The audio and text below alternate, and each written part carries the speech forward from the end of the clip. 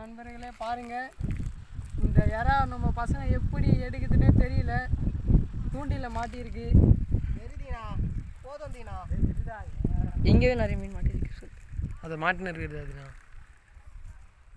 இது வாயை பார்க்க பயங்கரமாக இருக்குது. நீங்களே பாருங்கள். அதை பிடிங்க தான் எடுத்து தரணும். ஜூம் பண்ணி எல்லாம் பண்ணு பாருங்கள். யாரோ புர்காசி போயிடுச்சிங்களா? யார் அது? இதை நம்ம எடுக்க போகிறோம். கூட எடுத்துக்கிடு. ஏன் என்னது இது? கண்ணு பாருங்க எப்படி இருக்குன்னு. இந்த கொடுக்கு எல்லாமே வித்தியாசமாக இருக்குது நண்பர்களே. வரலையா?